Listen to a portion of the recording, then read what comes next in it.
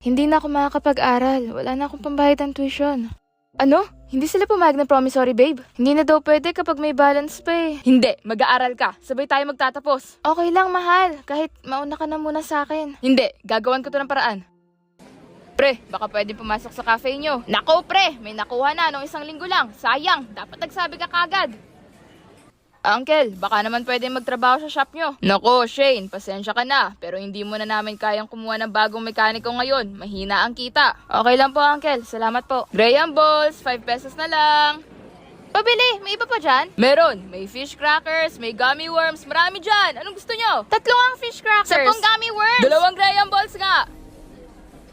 Oh, pre, kahit anong trabaho, basta hindi illegal, go na ako dyan. Sige, rekomenda kita. Anak, kailangan mo ng pera?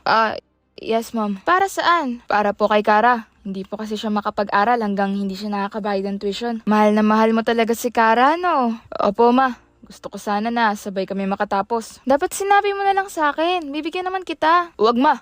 Gusto ko po siyang paghirapan.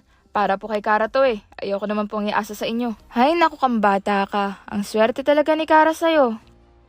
Sa Ortigas tayo, ma'am? Opo, kuya. Kahit sa pangalawang kanto lang. Okidoki. Buti na lang may isang nag-resign. Ikaw kagad sinabi ko kay TL. Salamat, pre, ha? Utang na loob ko sa'yo to. Sus, wala yun. Kapatid kita sa ibang nanay, no? Sige, ako nagagawa at magpapaprint. Bayaran mo na lang ako 1K. Grabe naman sa 1K. 900 lang yan eh. Syempre, labor pay ko. Sige na, sige na. Yan. Lakas ko talaga sa'yo. O, eto mga wala sa bahay. Sige po, Nay. Ako nang bahala dito. Ang sipag mo talagang bata ka. Eto, 500 para sa iyo. 20,000. Yes! Sakto na to, pambayad ni Kara sa tuition. Surprise ko si Mahal. Wait! Ay, nasan si Kara? Nasa CR lang. Sige, hintayin ko na lang dito sa salas. By the way, sino ka? Ano? Pinsan ko yan, Shane. Anong ginagawa mo dito? Nag-message ka ba na pupunta ka? Gusto sana kitang i-surprise. May pambayad na tayo sa tuition mo. Makakapagtapos ka na. Talaga? OMG, thank you, Mahal.